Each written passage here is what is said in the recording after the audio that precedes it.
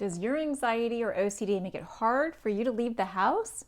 We're going to talk all about it. Stay tuned. That's what's up next.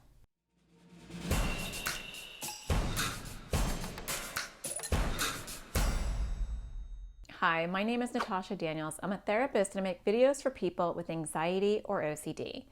And today I want to talk to you about something that happens to a lot of people who struggle with anxiety and OCD.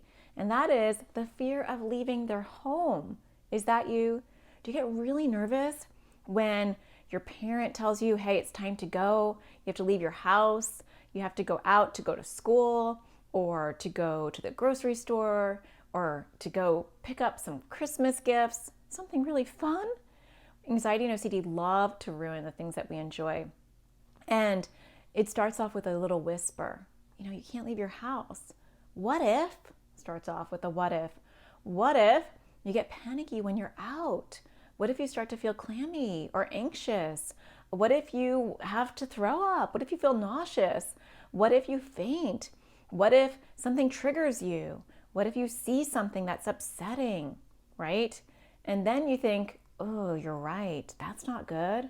I don't want to have to handle that. I think I'll just stay home.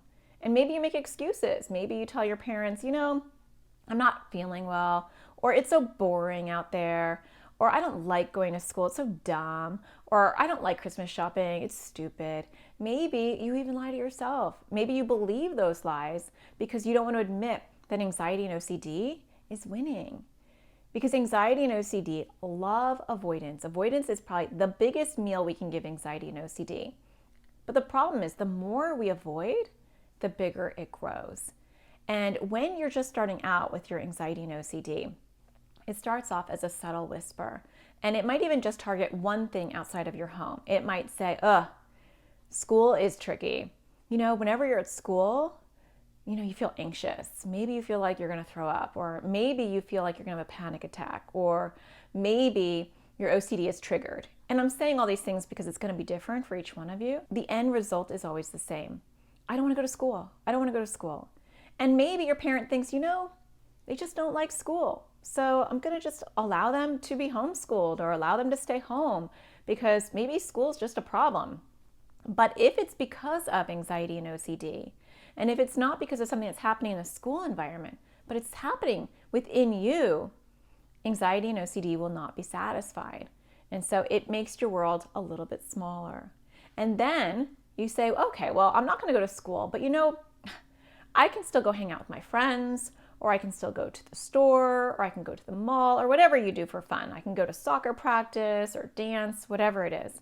But then anxiety and OCD gets greedy. And it says, what if you get panicky while you're out with your friends? Or what if you feel nauseous? Or what if you see something that triggers your OCD? Again, different for each person. But then the response is always the same. You're right. I'm feeling really nervous going. I'm going to make an excuse to my parents and I'm not going to go. I can't go. I don't really want to go. It's stupid. It's boring. I don't feel well. I've got other things to do. Your world gets smaller. And then it gets even smaller. I can't go to my grandma's house or my aunt's house or my uncle's house, or I can't go to my favorite friend's house, or I can't go to soccer practice because I'm having these fears. And it starts to slowly squish your world into the point where the only place you can go and the only place you feel safe in is home. And that is not a place we want you to wind up because there's something called agoraphobia. And agoraphobia has to do with the fear of actually just leaving your house. And a lot of people who have anxiety and OCD, who give in to the avoidance and avoid, can develop agoraphobia as they get older because they don't want to leave their house. Because they train their brain that leaving their house means panic, fear, triggers, and scary stuff. And staying home is a better feeling. So when you train your brain to do that, it gives you more of it. So what are you supposed to do with that? Well, it's tricky because the answer is, the short answer to it is to slowly face your fears. To say, you know what? Yes, I might feel panicky when I leave, but there's no magic fairy dust at home, right? There's nothing at home that's better or that's helping me that can't be portable, that can't be in my car or at school or at my grandma's house or wherever I'm going. That anxiety and OCD is lying to me and it's making me think that this is home base, this is safe, and that as long as I'm home and I'm safe, nothing bad can happen to me, and that I can handle it. But you know what the truth is? That's a lie. You can handle it wherever you are. There's no magic that's happening in your house. So develop some coping skills. Write down a list and say, these are the things that I'm going to do when I'm feeling upset or triggered or overwhelmed. And I can do those whether I'm in my car or whether I'm at school or whether I'm at my friend's house. These are the things that I can do to calm myself down no matter where I am.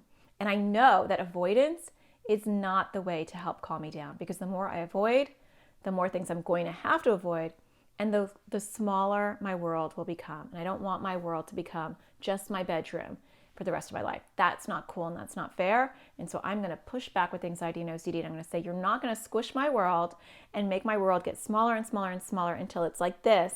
When I see that you're doing this and you're caving me in, I'm going to bust out and say, you can make me feel uncomfortable, you can make me feel panicky, but I'm going to learn how to cope with that, and I'm not going to stay home. I know that's really hard.